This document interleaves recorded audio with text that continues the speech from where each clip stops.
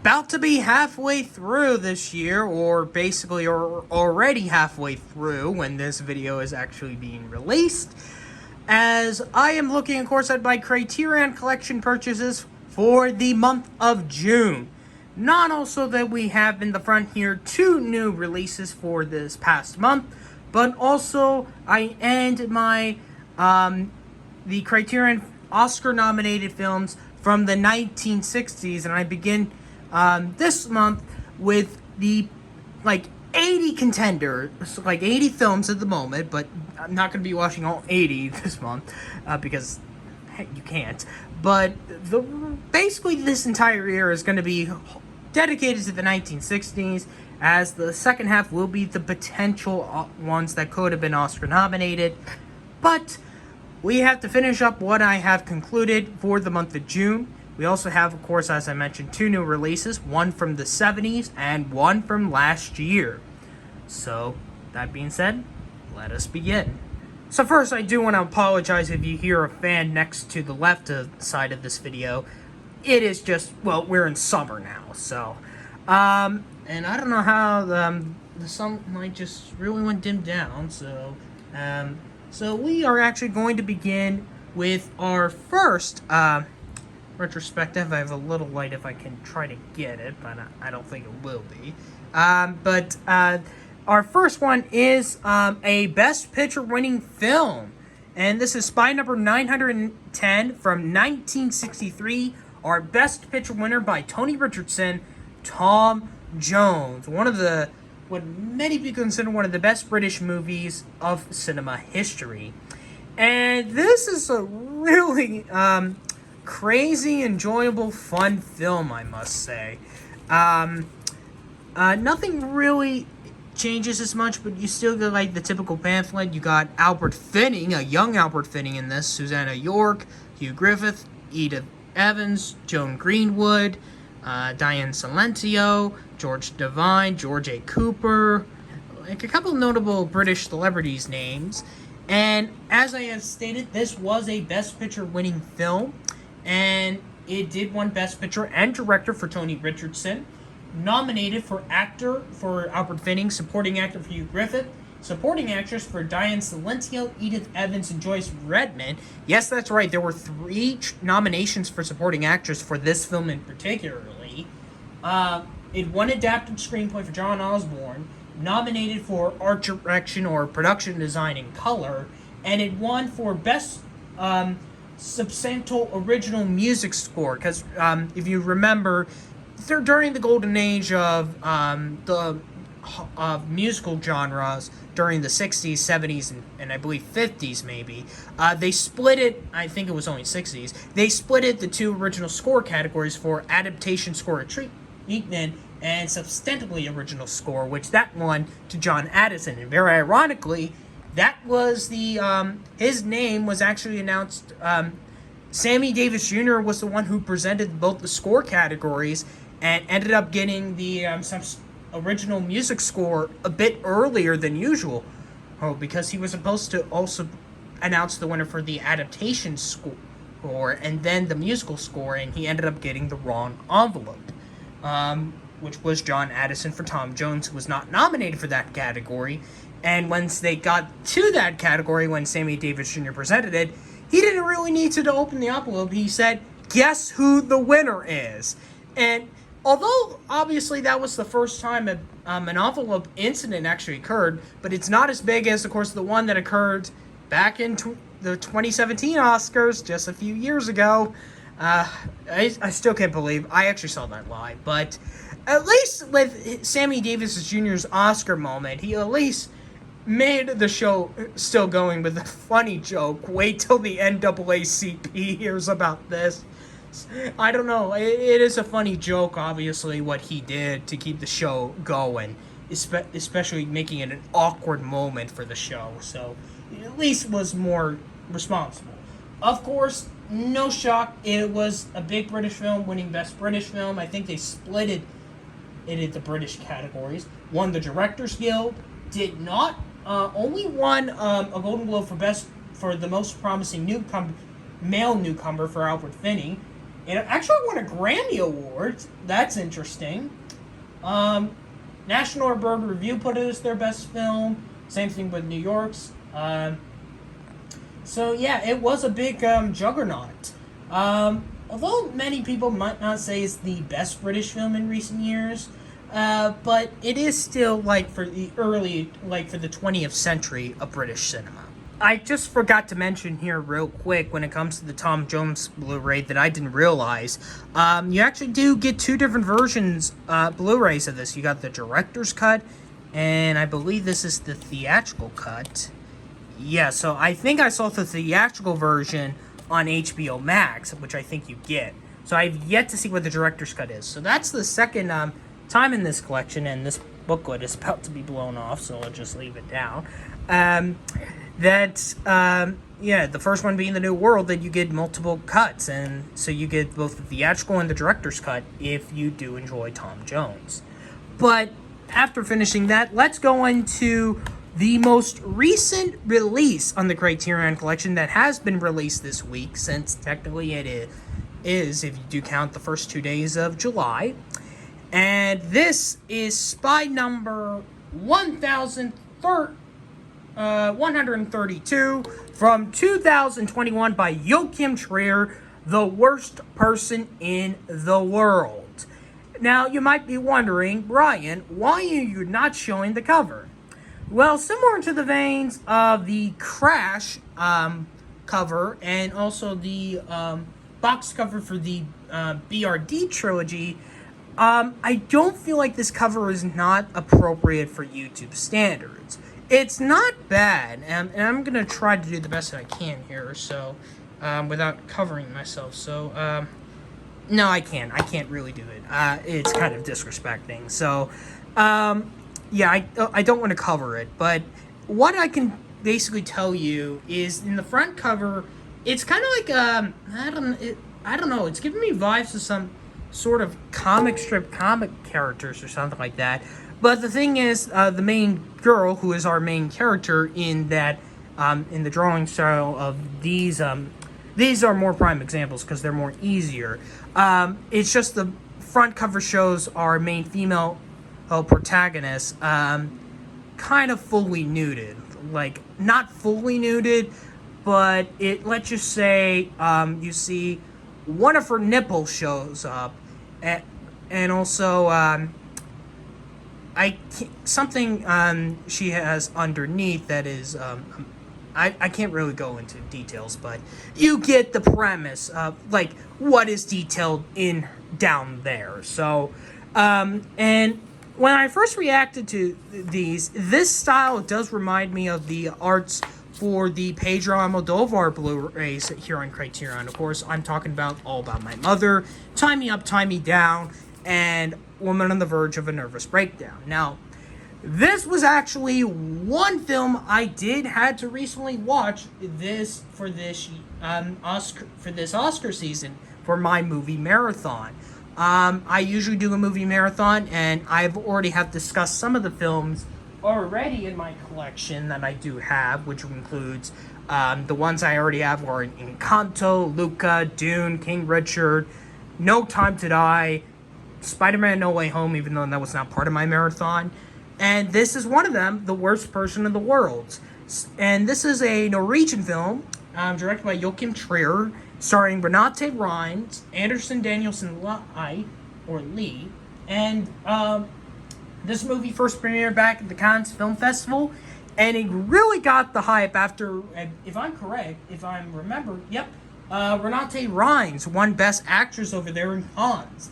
And in terms of the award season, of course, it got a Critics' Choice nomination, 2 BAFTA nominations, including Best Actress, and at the Oscars, Best International Feature, and a surprise nomination for Best Original Screenplay for Trier and co-writer Eskil Vogt, which the international category lost to Japan's Drive My Car, which, wonder if that title sounds familiar for something for this distribution Blu-ray company. And it lost original screenplay to Kenneth Branagh for Belfast. And this movie got so much hype, and after seeing it, I completely get it, especially Renate Reins's performance. She was phenomenal in this movie. She was my number 2 lead actress of this past Oscar season. Number 1 being Kristen Stewart in Spencer. But also, for me, one person that was very overlooked here, Anders Danielson Lee, is my supporting actor of the year. He was phenomenal in this movie. And it's a shame he got, except for the National Film Critics Society, he didn't really get much recognition anywhere. Because I do have like a personal lineup, and Worst Person in the World would be my number 8 for Best Picture, because there are 7 other films that tops it over. Rhimes is my number 2 actress. Danielson Lee is my winner for supporting actor. And this is my number 2 for original screenplay behind King Richard. So, this is just an amazing movie. I will say, one thing that surprised me was that they decided to put it in a chapter structure where you have 12 chapters plus a prologue and an epilogue. I will say I wasn't a fan of the prologue, epilogue, and chapters 1 and 12. But chapters 2 through 11 is definitely my favorite moment. That's when I think the movie really gets good. I forget which one chapter it is, but if you go to the Oscars YouTube channel when they do their international features panel on Oscar Week, the clip they showed was with Julie, who is the main Renae's character, somehow manages to put the entire world on hold through one light switch, except for her and Evind, who she met at at a party that she sneaked into. So she crashed a party and meet him, and she wanted to meet him, of course, at a coffee shop, and they don't do a sexual one, but they do have a romantic kissing, making out. And there are a couple of moments in, that's kind of I know this is an odd photo of them smoking through between their mouths, but that was in one of their scenes, I believe, if I'm remembered. It's been a few months, but this movie just recently got finally released on Hulu. I don't know how on earth did it took this so long to get this movie on Hulu. I mean, it took them so long because that's where you can get that, as well as Spencer, and also one of the other international nominees, the Danish documentary Flee. But we're here to talk about this movie, and I am really glad that I got this. I think I'm allowed to, yeah, that's what I'm talking about, the coffee thing for this one. But I can show you inside here, but I just can't show you the front cover. So, with that being said, I really am glad Criterion has got this, but there is another 2021 movie that I consider my favorite of the international lineup, and by the way, this was my number 2 for my personal ranking of the nominations, because the winner will be coming to the collection next month.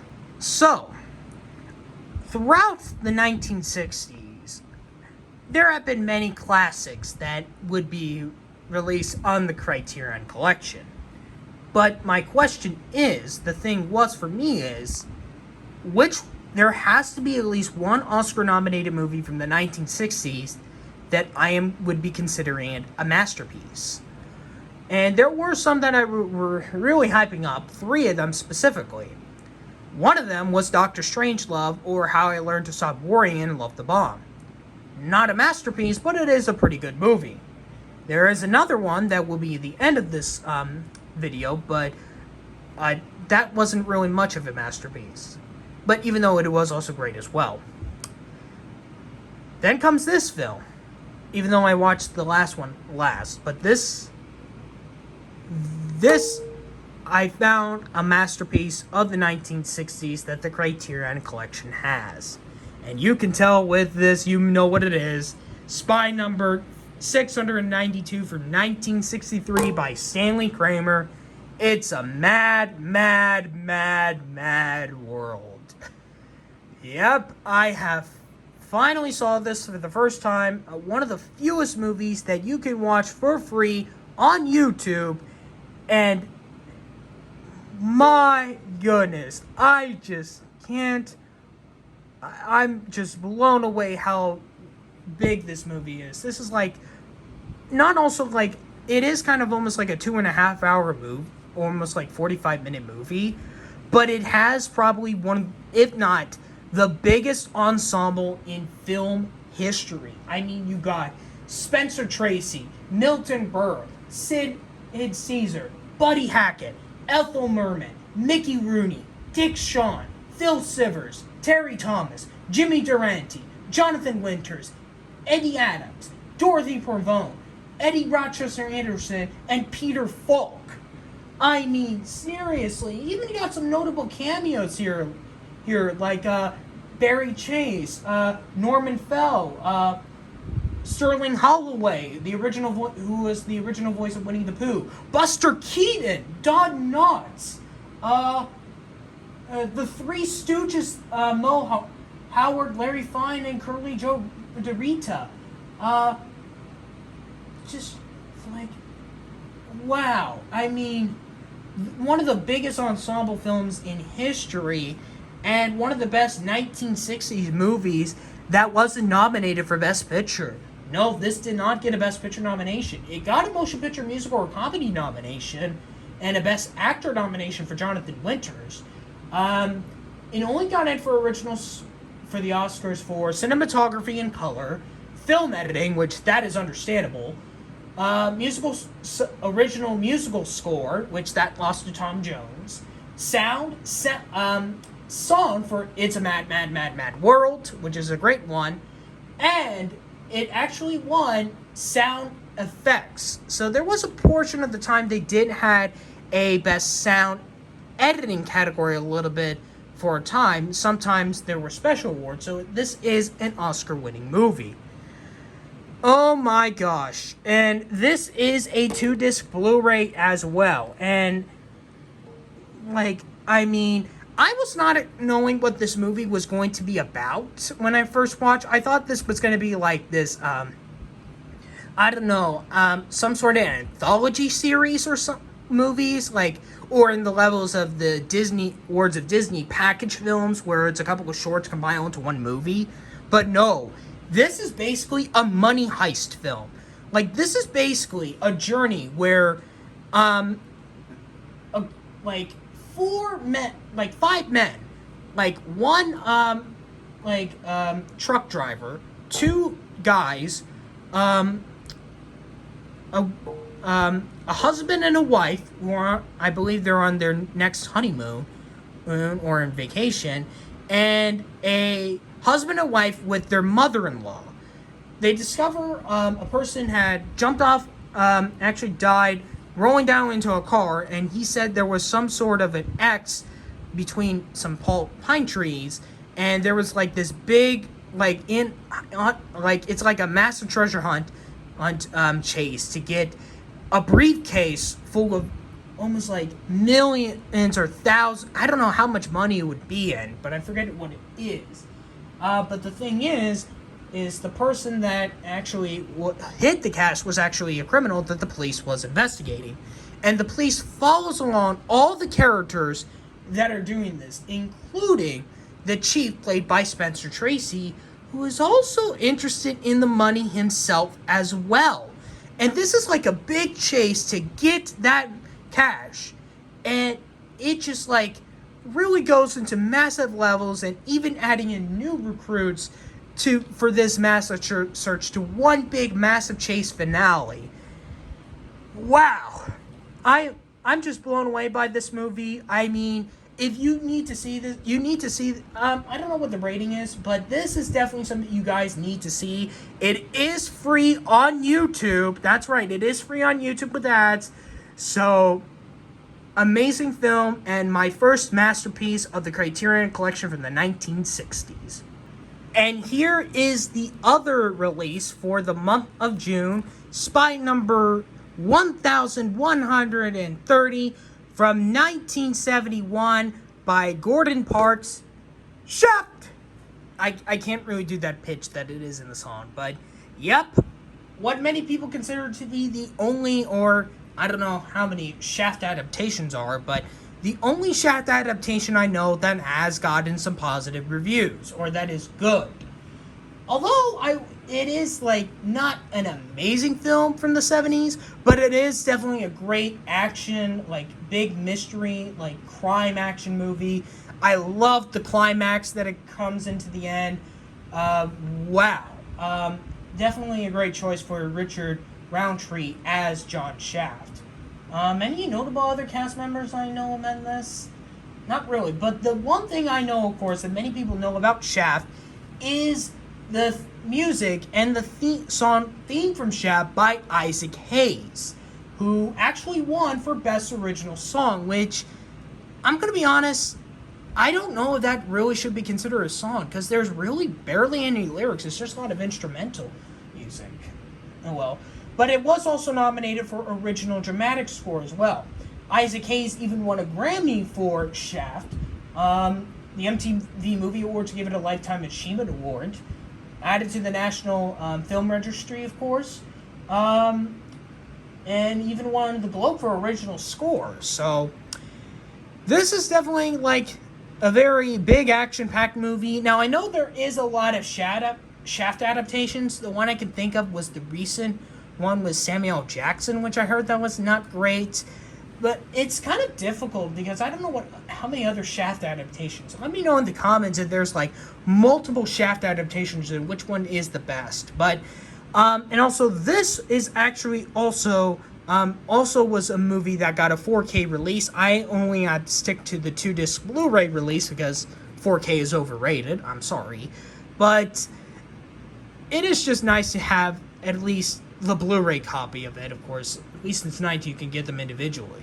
But wow, and also I gotta give them credit for the use of purple for this, because I don't know if there are any other Criterions in my collection that has a lot of purple in their backgrounds, which I don't think, if I'm correct, I don't think there was not a lot of purple in the movie, unless if I'm mistaken. But what a way to almost put this in the beginning of summer for many Criterion collectors, and this is definitely one is in my books. And finally, this has been considered one of the best 1960s movies, and one of the fewest movies that many people would pick out of the Criterion closet. I know Lee Unkrich did this, I know Richard E. Grant did this, and I can see why. This is, of course, Spy Number 800 from 1967 by Mike Nichols, The Graduate, starring Dustin Hoffman and Ben Ancroft and Catherine Ross. Based on the novel by Charles Webb, this is a little bit of how can I put it? The most prime example of a young man, old woman relationship film. As this is basically starring Hoffman as a fresh off college graduate, or was it high school? I think it was high school or college. For college bachelor's graduate, and one of his parents' friends, who is actually Miss Robbins, played by Anne Bancroft, basically wants to have a relationship with him, a secret one, without her husband not knowing. And she's also trying to make sure he does not get to date his daughter, Elaine Robinson, which his dad, Benjamin, which is Dustin Hoffman's character, his father wants him to date, as well as Elaine's Mr. Braddock, I meant Mr. Robbins. Mr. Braddock is actually Benjamin's parents. We don't have their official names. And wow, I was not expecting how twisting this ended up becoming, because if the ending ended up in a poor taste, I might consider this overrated, but I'm glad how the ending went. As I always like this was so hilarious with Hoffman in that scuba suit going into the pool to do that act. But yeah, so this is of course another Best Picture nomination, lost to In the Heat of the Night, which that movie is racist, by the way. I don't know why. Although I love Moonstruck, I don't know what Norman Jewison was thinking when he made that movie. But it got nominated for Picture, Actor for Dustin Hoffman, Actress for Anne Bancroft, which she is totally in the wrong category because she is supporting, supporting actress for Catherine Ross, adapted screenplay for Buck Henry and Calder Willingham, and cinematography.